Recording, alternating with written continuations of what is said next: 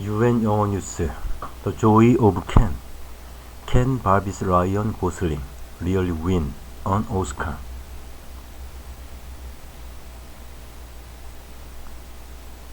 Greta Gerwig's Barbie movie is receiving rave reviews, not least for Gosling's hilarious performance as famous male sidekick Ken. Could he go all the way to the awards podium? Asks Laura Martin.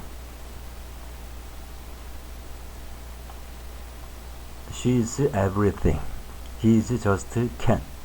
So runs the humorous tagline for Greta Gerwig's Barbie movie about the Mattel doll and her hunky male sidekick, inspiring a flurry of memes when it was released in April. The slogan poked fun at the fact that ever since Ken came into existence in 1961, he has been seen as a slightly pointless adjunct. Yet, as the reviews of Barbie have flooded in this week, one obvious irony has stood out. The eternal supporting player is actually the star, for no one has been getting greater notice for the villain than Ryan Gosling, playing the blonde-haired stereotypical Ken amid the innumerable variety of Kens within Barbie Land.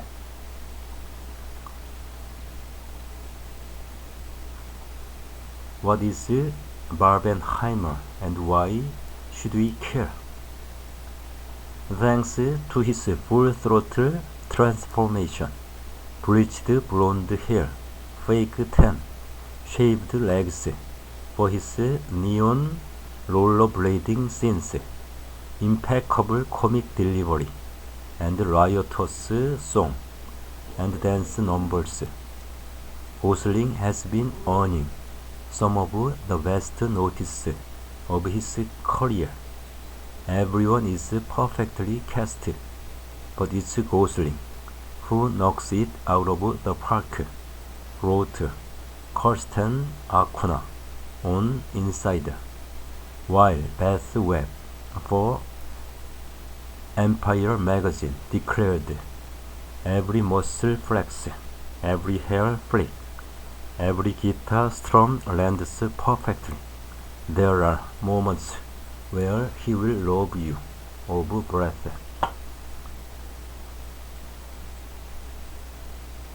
The actor has certainly gone all in on the movie, not just on screen, but off. It's the role I was born to play. I've had this Ken-nosy, if you will, and this Ken-nosy is alive in me now, he told MTV News, alongside a host of other hilarious, fun-filled interviews he has given around the film's release. A twist on the himbo icon.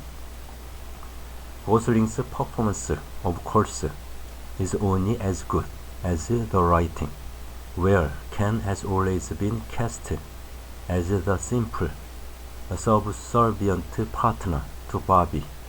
Then Gerwig and her partner and co-writer Noah Baumbach offer an inspired twist.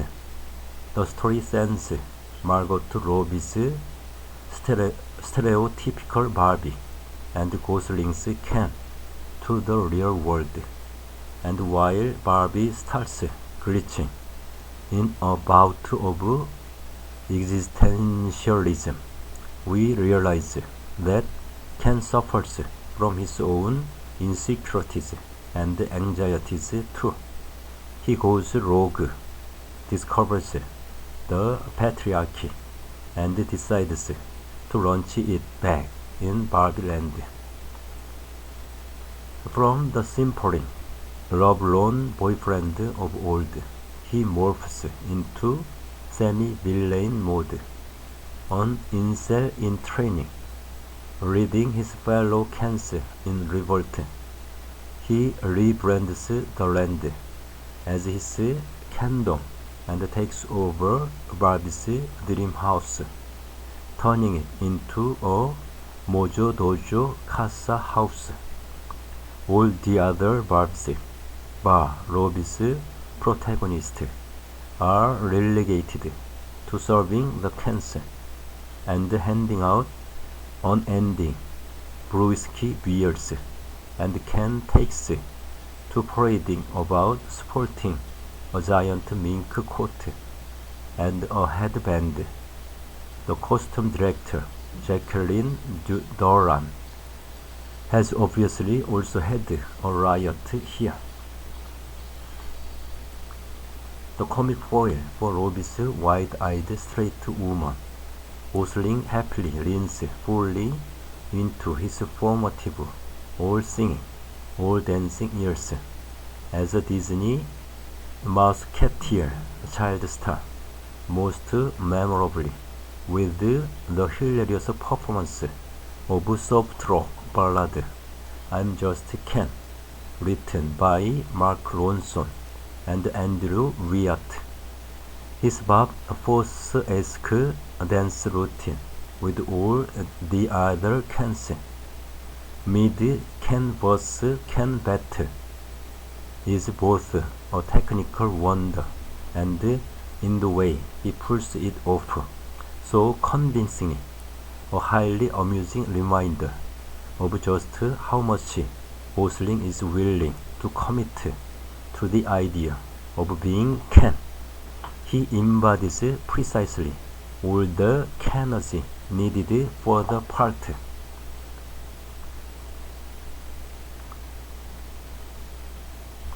Gosling's other skill is that, even in Ken's most deluded acts, it's difficult to truly hate him. He is ultimately a misguided, slightly pathetic, and pitiable character as he peacocks around, trying to work out who he is after years in Barbie's shadow, before acknowledging his vulnerability. Gerwig told the LA Times that she was taken by Gosling's open-heartedness in portraying Ken's journey. He was freeing masculinity for everyone on set in this extraordinary way, and these men on set loved it. I think they felt released. What makes Gosling's performance feel so revelatory is that he is an actor so associated with films of a dark or bleaker nature, brooding, troubled characters like in Drive and A Place Beyond the Pines, or men struggling with addiction on the edge of society, as in Blue Valentine and Half Nelson. He can do light entertainment, as he so skillfully showed in rom-coms Crazy Stupid Love and the all-singing, all-dancing La La Land, as well as underrated comedy thriller The Nice Guys, but he's never been quite this much fun. His comedy, given its awards due, given that his turn as Ken in Barbie is as close to perfect as you'd want an out-and-out comedy performance to be. Some people are already suggesting that this role could take him to Academy Award glory.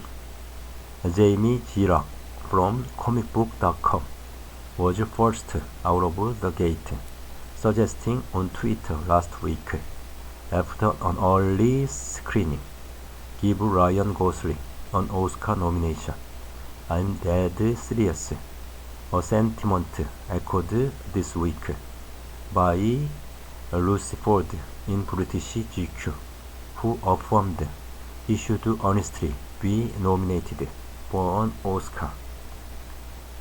It is fanciful thinking to think he could even go ahead and win.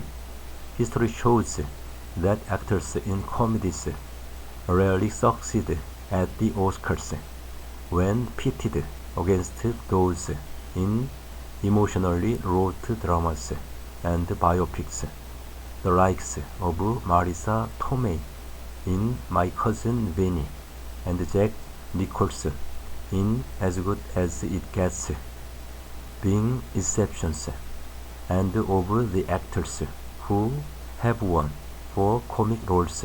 Few have given performances quite as absurd, exaggerated, and plain silly as Gosling. Then again, given the way Barbenheimer, the box office battle between Barbie and Christopher Nolan's nuclear bomb epic Oppenheimer, both released tomorrow, has gripped the world. It might be that Academy Awards voters are keen to see this duel play out once again at the podium, with a host of nominations for both. But while film critic Ellen E. Jones thought Gosling smashed it as Ken, she doesn't think this will hold much sway with the Academy.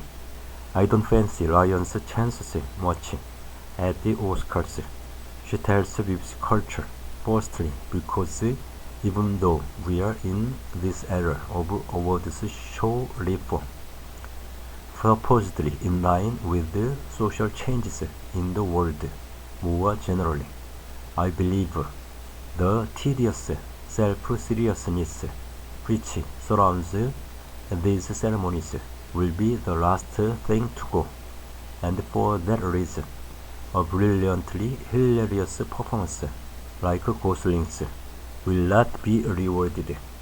She also makes the point that the optics of giving a man an award for what is so pointedly a feminist film are a bit off. Certainly though, with Ken, Gosling has cemented himself as one of Hollywood's most versatile actors. Oscar or no Oscar, he can be assured that, to paraphrase the slogan on his pastel-colored fleece top in Barbie, he is more than Ken Noff.